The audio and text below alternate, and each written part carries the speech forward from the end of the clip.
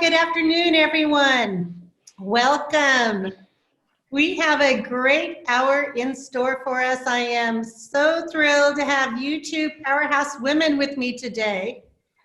And we're going to give it just a moment as we have more and more people I'm seeing popping on. So welcome, I'm Trish Costello. It's such a pleasure to have Dr. Judith Rodin with us and Maddy Dychtwald. These two women are leaders in the fields of understanding how to use their influence and their power across the world. And so it's such a delight. Many of you have seen Dr. Judith Rodin speak into our group. Judith is a member of Portfolio and has been for many years, and she is on the Portfolio board. In fact, she was our first board member and a longtime investor and advisor and mentor to me and so many others. So Judith, wonderful to have you. Thank you, Trish. Great to be here. As you all know, Judith was the first woman Ivy League president of University of Pennsylvania. She was the first president of the Rockefeller Foundation as well. She was the co-chair of the World Economic Foundation. She's been on at least a dozen public boards, including boards like Citigroup and Aetna and American Airlines, and is just a brilliant leader, male or female. We don't even need that description, just one of the top thinkers in the world. And Judith has been writing another book and is really coming to us chock full of a lot of ideas and research and analysis that she's been doing. Also with us today is a special guest and a new person to the Portfolio community. But I've known of Maddy Dychtwald for probably 30 years now. And when I had an opportunity to meet her a couple of months ago when we were launching the Active Aging Fund and working with Boomer Summit, I was just thrilled to have an opportunity to meet her and connect with her. Maddy is the co-founder of AgeWave, which Maddy, you co-founded 30 years ago now, and was really, yeah, wasn't it at least 30 years? Was one of the early. It was actually 1986 we launched AgeWave. Wow. Yeah. So, I mean, that was such an early part of this space. I mean, you and your husband Ken were really the only people out there talking about how the world was shifting, with so many of us that were going to be moving through the baby boomers and all moving through the aging curve and doing it in a completely different way. So it's just so exciting. But what I found out about Maddy as we started to connect is that she has also been such a leader in looking at financial wherewithal and financial influence, and has been for really this whole time as well, and has worked with a number of different wealth management groups, researching and writing on this. And her book, one that we're going to be handing out, and what we just said, of course, it's Anna Raptis. We're giving away 12 of Maddy's books. And I said, the first one to introduce themselves is going to get one of Maddy's books that we're mailing to us. And Anna Raptis, I'm so delighted as you. Anna is in Latin America and actually has brought at least a dozen new investors to us. And we're moving all through Latin America. And Anna has her own fund, Applica Capital, and has just been a huge participant and supporter in portfolio. So this is, oh, so you can see, I've got it backwards. Influence, how women's soaring economic power will transform our world for the better. And if you would open my book, you will see that it is like underlined and highlighted and dog-eared, because I think of it as a workbook about looking at how we are influencing the world with our money. And so she and Judith are both such experts on this. So I'm not going to talk anymore, but I'm just so thrilled about them getting together and sharing their thoughts with us today. So how we're going to do this, it's a little different. We're going to ask each of our speakers, Maddy and Judith, to take 3 to 5 minutes or so and start out with kind of a statement of what they see both today in our world and how women are using their financial muscle for influence, and even broader, how we're using our influence in this kind of chaotic time. Take us back, give us some perspective, and just kind of share with us what their thoughts are now. Then I have a few questions that I'm going to ask them, and I want you to jump in as well and start putting your questions in chat as we go. For the last 10 to 15 minutes, we'll open it up to you. So it's going to be quite an hour. So Maddy, let's start with you first. Thank you. Yes. Well, great. Thank you for inviting me. It's such an honor to be speaking to your audience. I'm really excited. So thank you. In these chaotic times that we live in, and we do live in crazy, chaotic times, most of you probably haven't taken the time to think about the fact that we are all part of a great human leap forward, a demographic shift that may be really one of the big change agents of the 21st century. And that is women coming into power in terms of their own economic well-being, and taking that power and influence and wielding it in some very interesting and exciting ways. So let me begin by saying that, but think about it for a minute, because if you go back in time just a little bit and look at where women came from, it's a very interesting context. I mean, think about it. Women in the past couldn't own property. In fact, they were considered property. Women couldn't open a bank account, let alone an investment account. And they couldn't vote to change any of these things. And that was pretty much the way the world worked until recent history. It wasn't until the 1960s that we saw not just 1 or 2 women, but a critical mass of women get into education. I mean, gain that education was a big step forward. And by the way, if you look at education today, women graduate from college, from grad school in higher numbers than men. And they've taken that education, and we have done a great job of turning it into jobs. I mean, we make up almost half of the general workforce. We make up 51% of the professional workforce. And we've taken those jobs and turned it into income. Now, I mean, this is a tricky subject because income is something we want to change. We want to make sure that we get some gender equity, that we close that pay gap. But if we look historically from the 1970s to today, and we look at income growth, what we see is that men's income has been rather flat if you adjust for inflation, or it's gone down, whereas women's has grown exponentially. So for all of you cynics in the audience, we're saying, well, yeah, look where we started. And I agree with you, but that is where we started. And the good news is that we have taken that income, we have turned it into assets. We have turned it into wealth. Women today are responsible for more than half the wealth, 51% of the wealth in our country. That translates into about $14 trillion. That's $14 trillion. If my grandmother were alive today, she would not believe the world that we live in. And so what we've seen happen is we've seen a ripple effect. We've seen women gaining power and taking that, and again, it's not just one or two women, it's a critical mass of women. And we've taken that power and we have influenced the way the world works globally, in businesses, in the marketplace, in our communities, in our families. So let me give you a few examples. Let's start with in corporations. Now I just read something that there's 37 women who head up a corporation that's part of the Fortune 500. And they were like saying that is a great thing. Well, it is a great thing because it's more than ever before, but it's a sad, sad state of affairs because we know that when you get women involved in corporations at the leadership level, it actually increases profitability. And at the board level, it also increases profitability. But let's be careful here. It's not one woman on a board because that's just tokenism. Two women, for some reason, don't ask me why, it creates conflicts.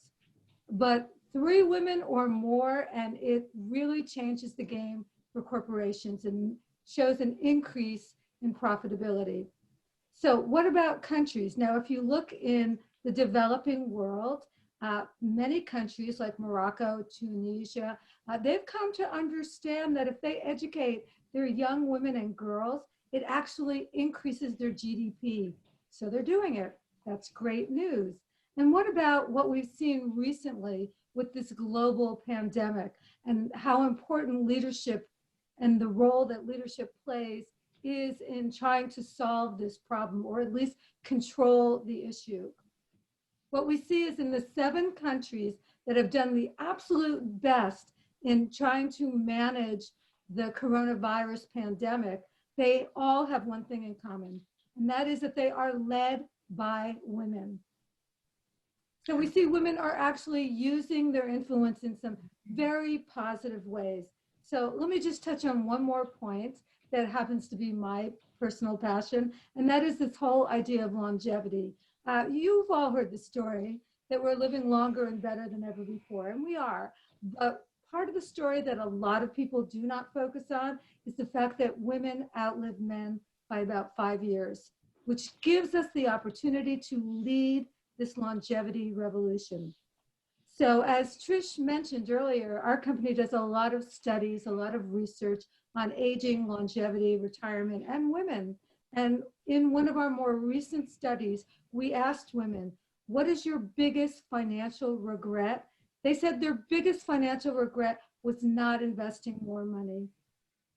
Wow. So where are we? Well, we're seeing, again, not just 1 or 2 women, we're seeing a critical mass of women begin to own their financial power, their financial influence, and use it. And as Portfolio demonstrates, I think beautifully, is using it for good to impact business, the marketplace, the workplace, healthcare, and all of our lives. So I think I'll turn it over to Judith from here. Oh, that's great, Maddy. Thank you so much for that start. Judith. My pleasure. Me? Thank you so much, Trish. And Maddy, thank you for really getting us started in this way. It's amazing, and it's such a broad and important context. Let me go back to the question that Trish asked us with the title for today's event. How exactly is women's economic power transforming the world? And so that's what I want to focus on for the next few minutes, because I've seen it in multiple ways. First, of course, as my presidencies, both at Penn and also as president of a global foundation, my service on 9 public company boards and now several startups. And as Trish said, a broader understanding than I had a year ago on how people are using assets for impact, because I literally just finished writing a book on the topic. So the first tool, and a really important one, is the use of conscious consumerism. Women are challenging the actions of business through their spending power, and that is fantastic. These kinds of efforts, I think, began in earnest with protests around fair trade or women's labor conditions about 15 or 20 years ago, but they've spread to a really strong focus among women in particular as consumers who are looking at the broader social and environmental impact of a company's goods and services, including where they're produced, how they're produced, and also buying according to whether the companies more broadly reflect their values. Why is this important? Well, in a 2018 survey, Nielsen found that US consumers, who we know are overwhelmingly women, spent almost $130 billion on consumer goods, from toiletries to food, that they thought were produced in more ethical or sustainable ways. So pathway one to economic power is use the power of your purchases to help create the world you want to live in. Don't think that your individual actions here don't matter, because really when they're added to millions of other women, they do. The second pathway is using our power as a conscious investor. Certainly, as Portfolio has shown us, more and more women do want to align their investing with their values, and women controlling their own wealth or investing through their family offices have really led this trend.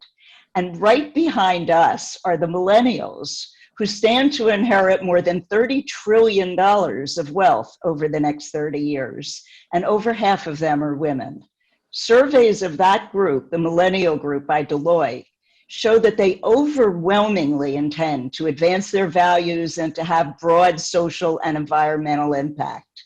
They also, maybe even more than us, see using their economic power as a tool to fix a financial system that to them feels inherently unequal or unbalanced. But we can and should be forging that path for them to follow, to make high returns, but also while benefiting people and the planet. The next pathway is sort of a different version of how to invest assets strategically. On this path, it's doing so in ways, excuse me, that focus explicitly on advancing women's economic power. And here we have some amazing and maybe some surprising to you trailblazers, the asset owners who control some of the world's largest pension funds. This trend, the trend among these asset owners, began over the last decade, as many of them began using their muscle to select first and then incent their money managers to invest to produce social and environmental returns, as well as, obviously, financial returns. They argued that this was not only to do good, but importantly because risk, materiality, and financial performance are impacted by climate change, poor labor practices, and so many other social issues. And more recently, what we're seeing, as we saw a decade ago with the climate change focus, there's growing evidence that demonstrates a link between investing to advance women and financial return, which is giving a lot of added impetus to the growth of gender lens investing by these asset owners. For example, Norway's enormous pension fund has been a leader here because they look at their own data, which show that if their women's participation in Norway's economy were to fall just to the OECD average, which is pretty high because it's based only on the developed world, Norway's net national wealth would fall to an equivalent value to its entire petroleum wealth, which is vast. So based on those data, they've become champions of gender lens investing. And that is absolutely critical. The next pathway focuses on how women affect the economic performance of the companies they lead. And Maddy touched on this, because there are now a growing number of studies that show that companies that promote women in executive roles outperform their peer group. For example, a 2019 report from S&P Global found that stock price performance improves compared to the market average when firms appoint female CEOs and CFOs. As a result, we've seen investors plowing more and more into funds that use gender lens investing. According to Veris Wealth Partner, looking just at US assets in these products, it's reached about 3.5 billion by the June of this year, up from 2.4 for all of the prior year. As women investors, as we all are, we can learn from these mega asset owners. And importantly, their leadership is having an impact on investing in every asset class, including public and private equities, bonds, and even how money market funds are now deploying the cash they invest. Portfolio, of course, is focusing on venture capital, an area where, as we know, women have previously not been able to use their investing directly to produce the outcomes they care about. Let me look at a less widely discussed one, perhaps, because it's really important. And those are exchange-traded funds, or ETFs, which invest in a market basket of companies. There are many that are focusing on women, but let me take the one called Women, WOMN. It's an ETF that tracks the Morningstar Women's Empowerment Index, which invests in global companies that have policies, products, or services that rank highly against 19 criteria in 4 really important areas. First, gender balance, especially in leadership and workforce. Second, policies that promote gender equality. Third, equal compensation and a real honest focus on work-life balance. And fourth, and importantly, transparency and accountability. Because the fund gives investors exposure to large and mid-cap companies globally, it's achieved broad equity market returns while at the same time advancing women's economic power.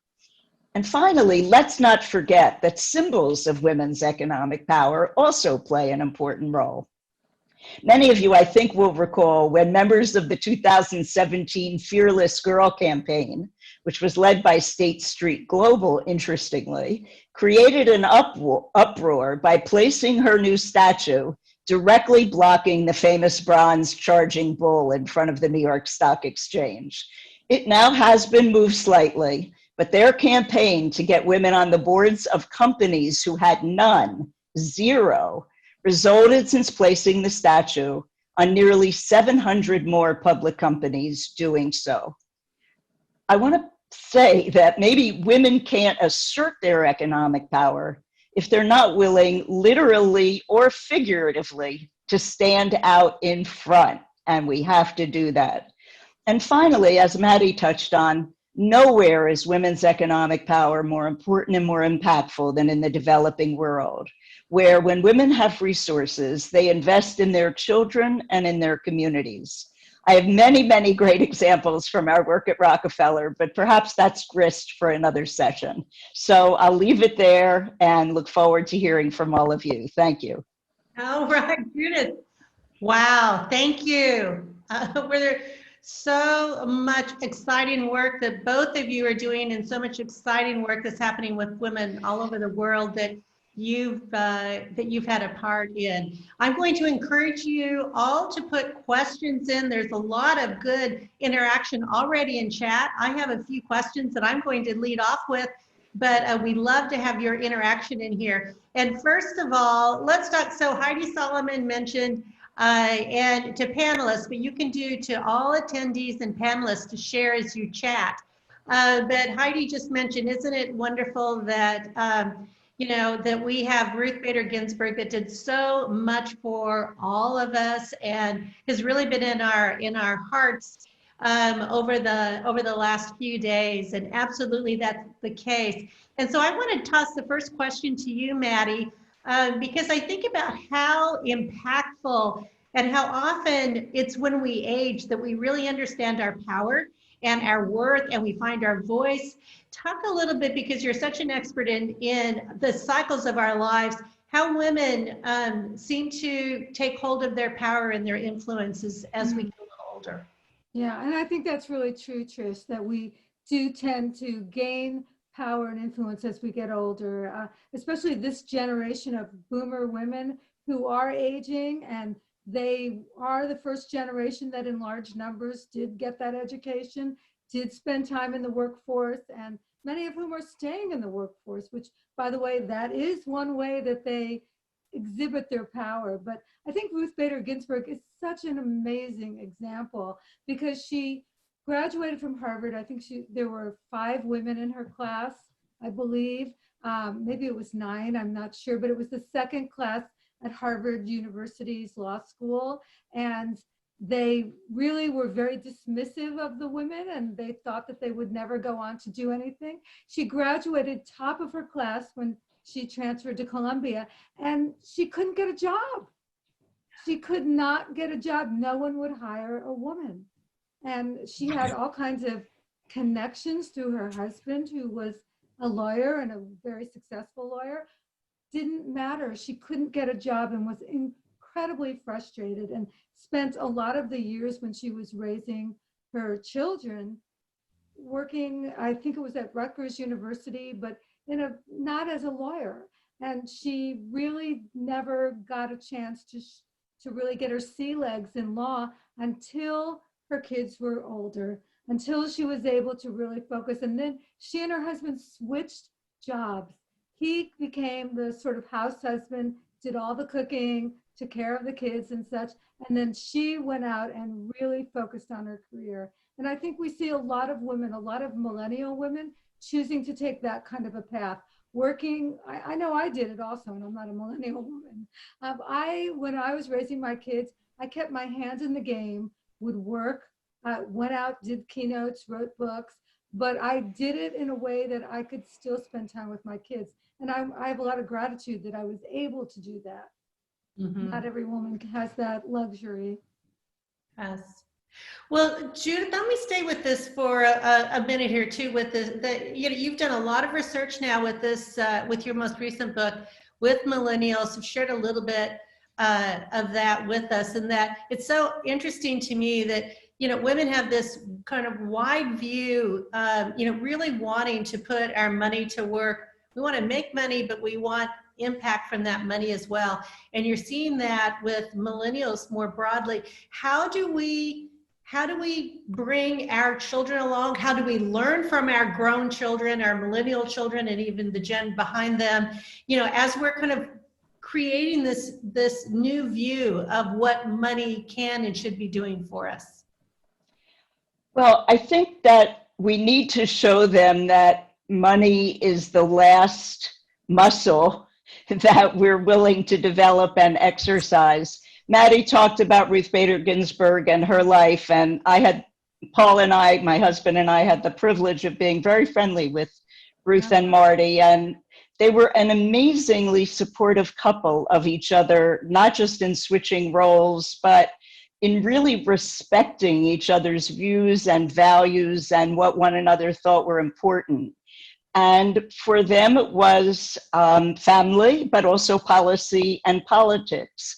And I think we need to add to that armamentarium now, and that is money and how we use our capital to create the world that we want to have our children live in. We've talked about, and we're seeing such amazing advocacy among young people on climate change.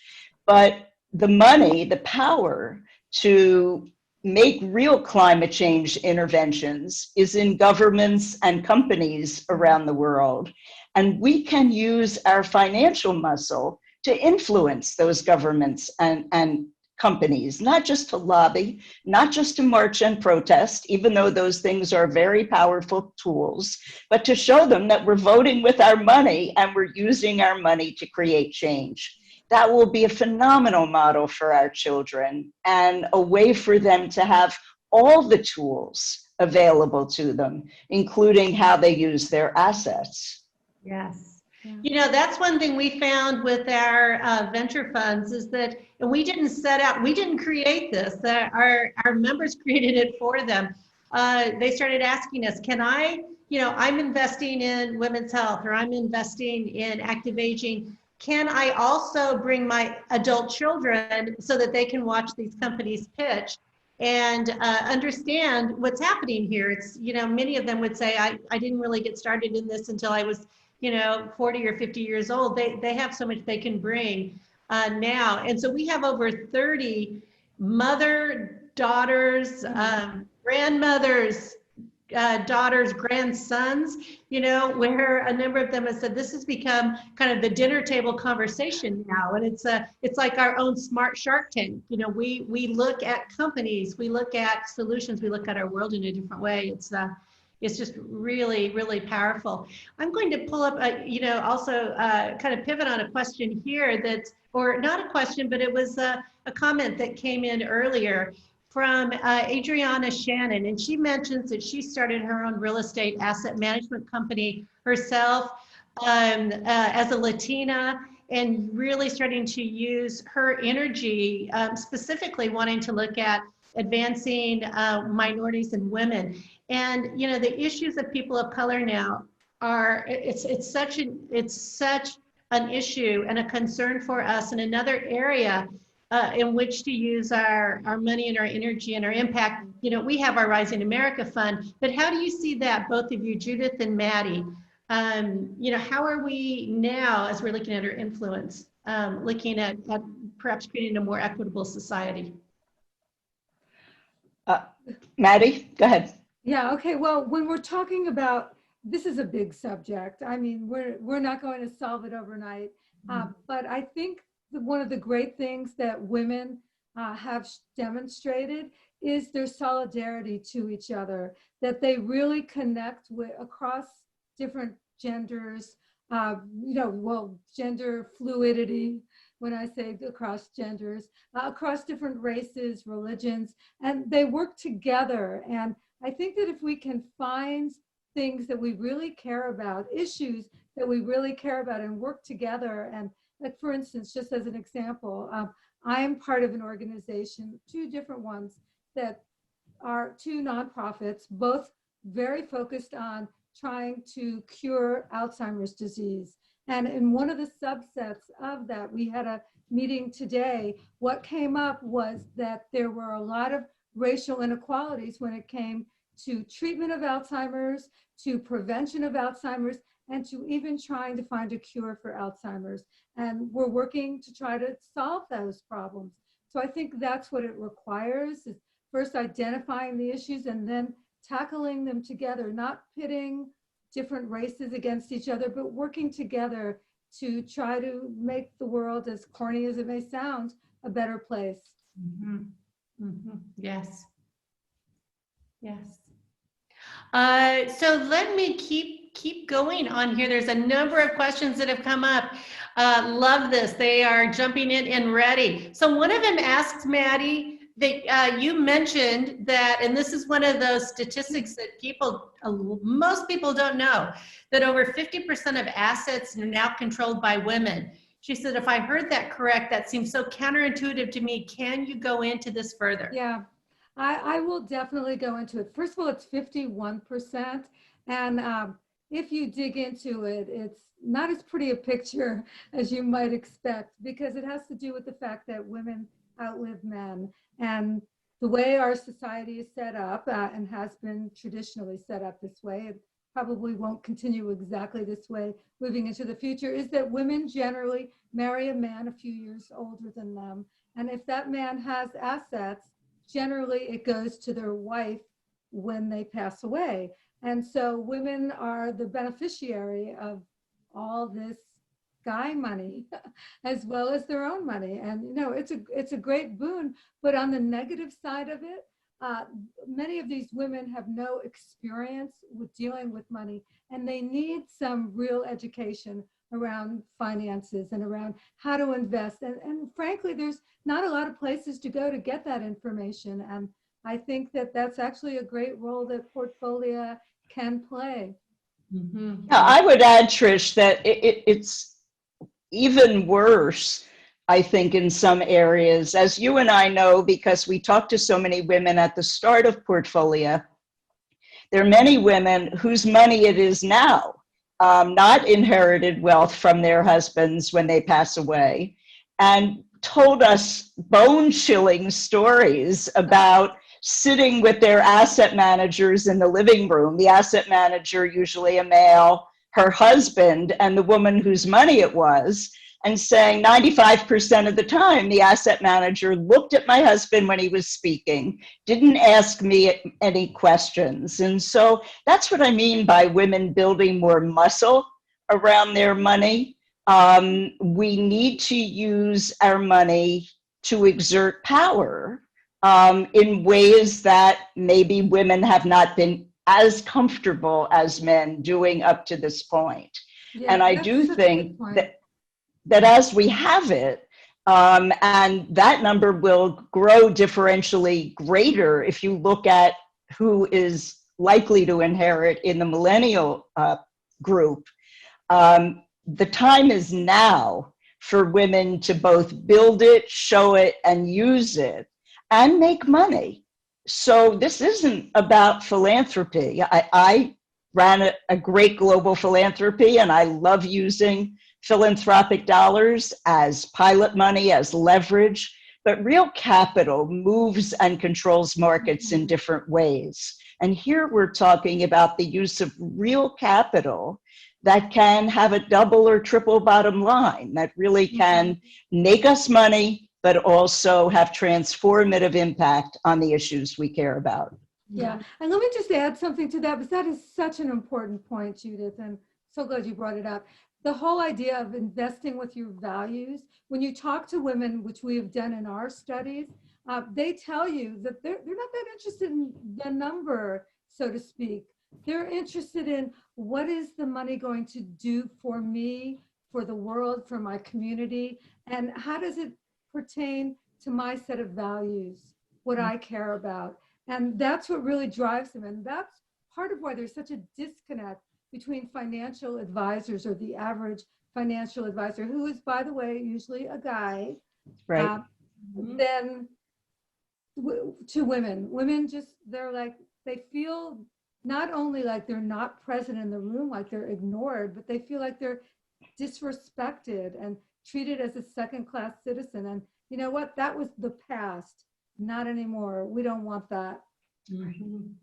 Well, and you know, that's why when we started Portfolio, we created our funds around themes that we thought would be so important to women. And it's really proven to be the case that when we created the Women's Health Fund, the Femtech Fund in 2018, first ever venture capital fund focused on women's health. And what we found is that only 20% of professional healthcare investors in venture capital only 20%, 2 of 10, had ever done a single company focused on women's health. They weren't OB-gynecologists. They didn't really have a lot of, personal knowledge unless it was secondhand. And so it wasn't an interest of theirs, even though it's such a huge space. And it's that, active aging, all those areas that we think of that are women focused don't get the innovation and new products backed. Because it's just not front of mind for the 90% of venture capitalists that are men. So there's a question in here. I think this one is really interesting as well. So they ask, what's the biggest perceived barriers to women owning their financial power? Is it fears? Are there myths about it? And how do you overcome that? We hear it all the time. It's For sure. Do this. I'll just take a stab and then I'll hand it off to Judith. But in the studies that we've done, what we've found that what the underpinnings of the problem happens to be confidence. In a study on women that we did just a couple years ago, women of all ages, and by the way, older women were more confident than younger women, which is very counterintuitive. But women told us that they didn't have financial confidence. They had financial confidence in all aspects of finances, like budgeting and paying bills, all the stuff that is kind of in their lives. But the one place where it doesn't exist is in investing, and that the problem can be solved by education. And part of that education has to do with the world at large, with media, for instance. You don't see women's magazines talking about investing, just as a perfect example. The subject of money is really taboo with women. Sure, they'll talk about how much this purse cost or that hat or whatever, but they're not talking about publicly to each other about the kind of subjects like how much they make and where they're investing their money. They're not like out on the golf course like guys are talking about these kinds of issues pretty openly, probably bragging about them a little bit. But women are much closer to the vest. In fact, In one of our studies, we found that women were more willing to talk about their own death than to talk about money. Wow. I'll hand it to you, Judith.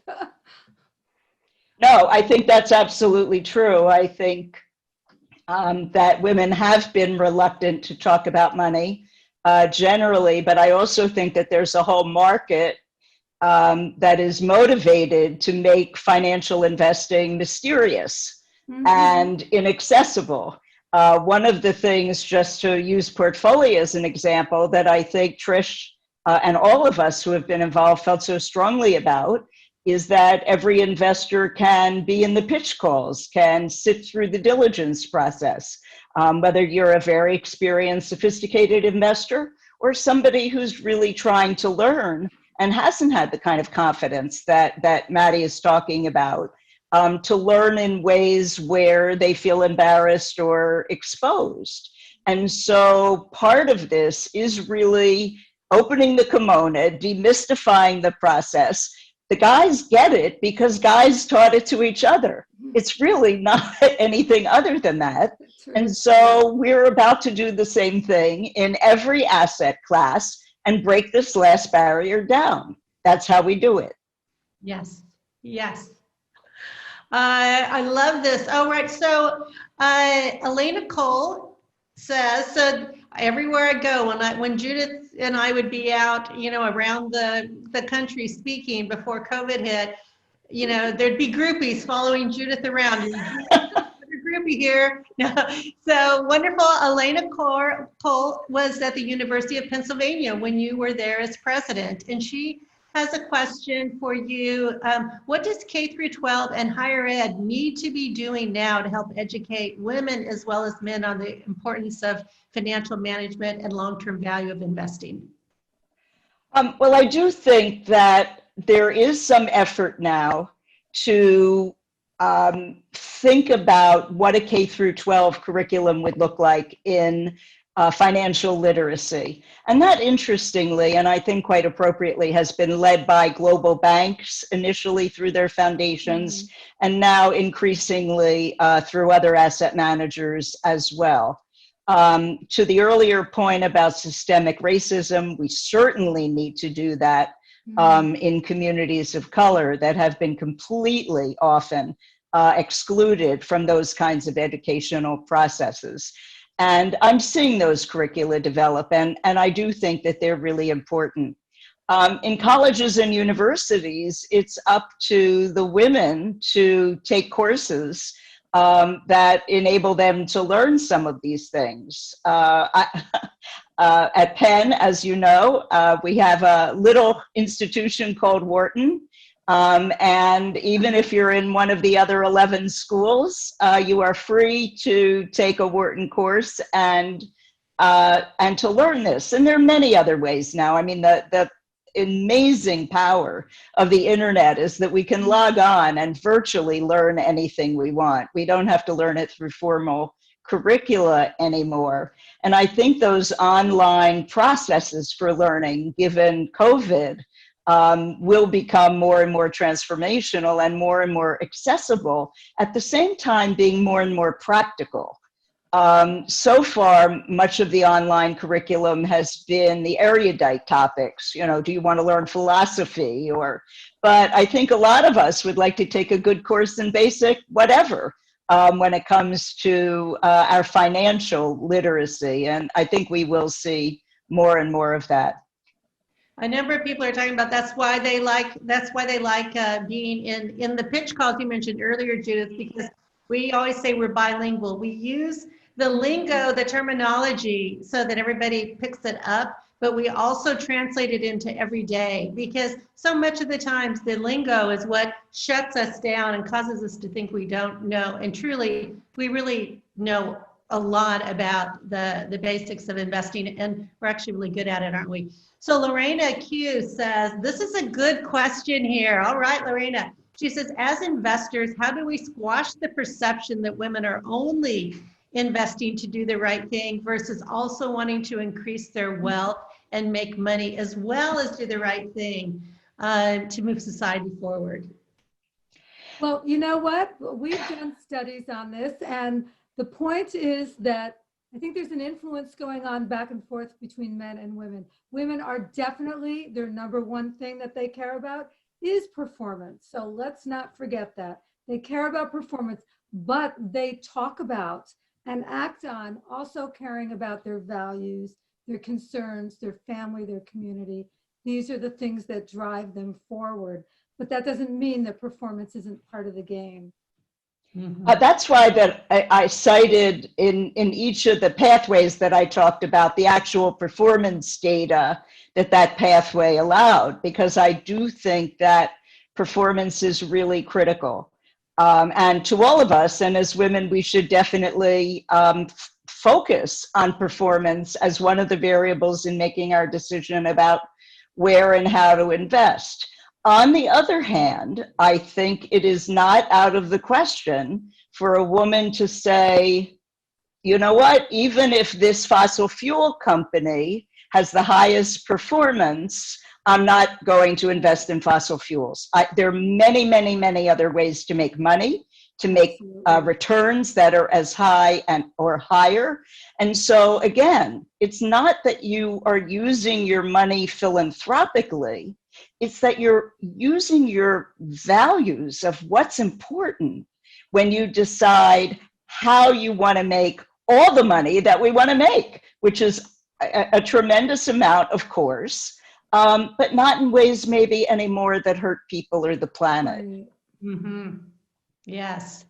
Great points. Great points. Lots of questions in the chat and lots of building on and reinforcing the need for education for ourselves, as well as our children, and potentially using STEM programs as well. So Trish, I'd like to just say one thing about that. You know, I think that's a call to action to financial services companies to step up to the plate and help create a curriculum and actually offer it free to the public education system, to kindergarten through high school, because that's where people are so impressionable.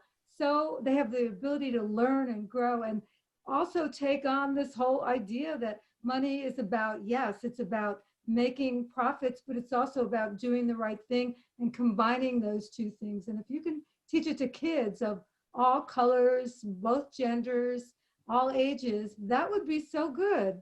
Mm-hmm. So, and one of our members mentions Encantos, which is one of the investments we've made in the Rising America Fund, which is a media and education company focused on children, and it's all bilingual. So it's teaching bilingual education. And they say this is on our roadmap as well, getting into financial literacy. And so this is from the very youngest, you know, all the way through. So great Encantos. Right. So excited to hear that. They're great programs already. Wow, that's fabulous. Yeah, so that's one of the 3 companies that we have in Rising America.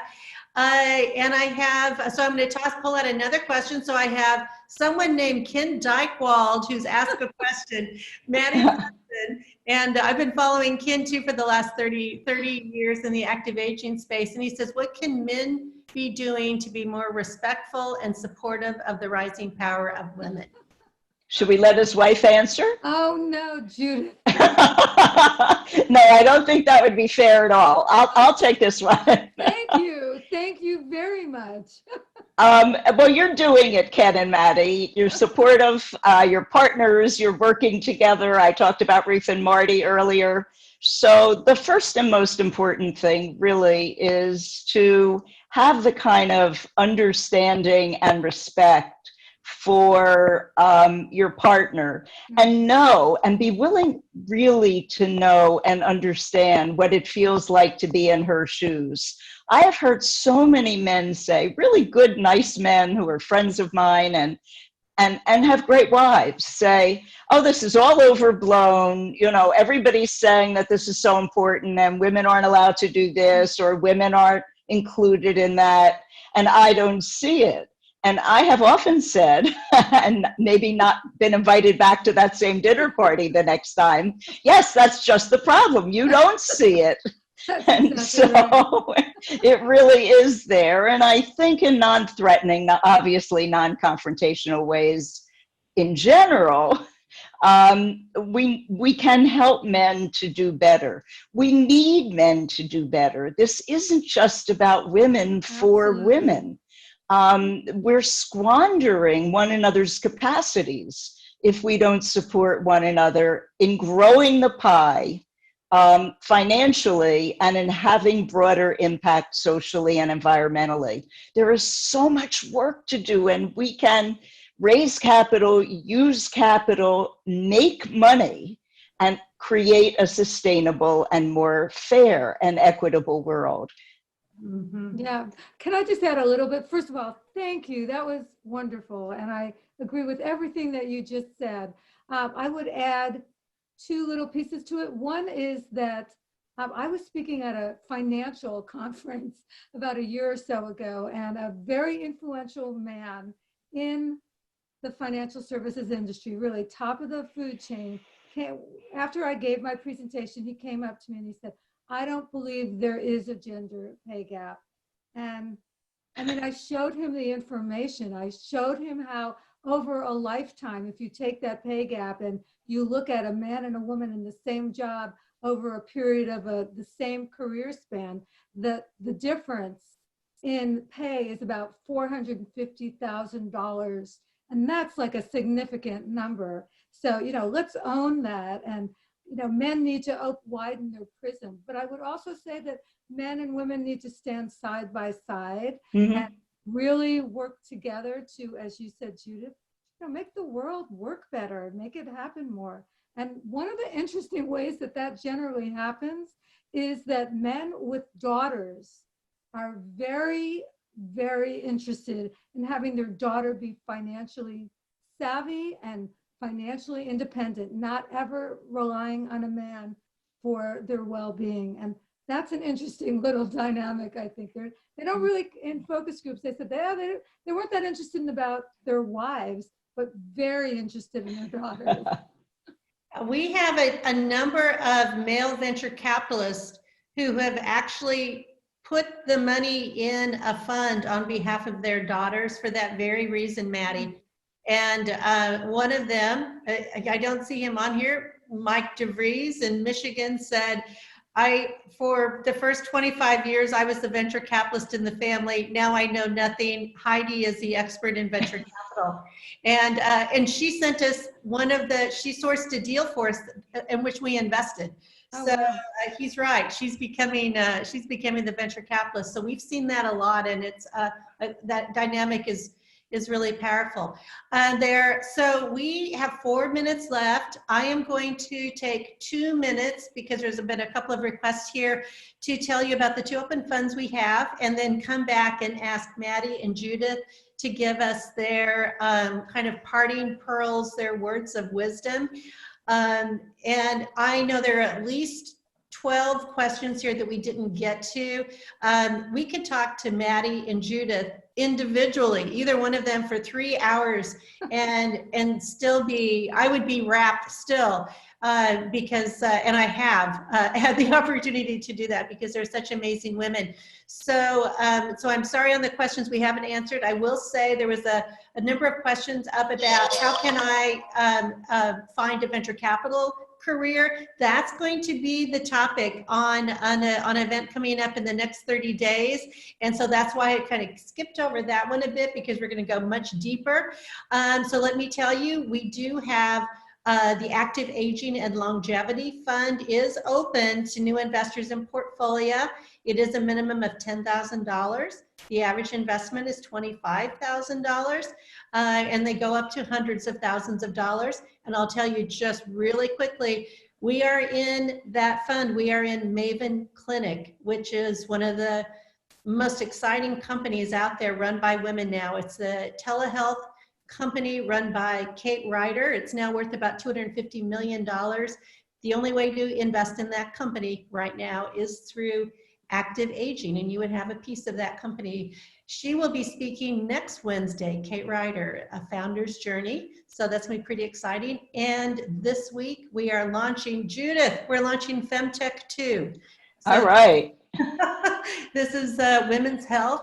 And we already mentioned the reason unfortunately, that so often we don't have new solutions and the newest products and technology available to enhance our health is because there's so few investors in the space. And we've made 22 investments in women's health in the last 5 years. We're the most active investor in the country in women's health. So if you'd like to know more about it, let us know. Oop, looks like Emily's dropped 2 links in there and you can find out. We're happy to tell you more. And of course, it's always informational and educational on our side. So, oh my gosh, just 2 minutes left. Judith and Maddy, it's been wonderful. So I turn it back to you. So much to say on the matter. What's that quick bit of advice you can leave us with? Maddy? Judith, oh, I was just going to tell you to go first. I'll just say, you know, I think it's a great opportunity for women to own their power and to really put their money where their values are and take that combination of money and values and find some great performers out there. And portfolio is probably a good place to start. And women investing in women, I love that concept. I would add to those very wise words, just an admonition to be brave, to really stand up and be counted. Women are more reluctant to take risks, and that spills over into our investing as well. This isn't about risk taking. This is about being smart and pushing the envelope. I meant it when I said that we can't assert our economic power if we're not willing, literally or figuratively, to stand in front. And so we've got to stand up and lead. As Trish knows, when I was named president of Penn, a very, very famous headhunter, a man, took me to lunch and said to me, "Now, Judith, you have a great reputation. Don't go there and screw it up." And at first I was flattered. And then I thought, what does he mean? Don't hold my head high and lead?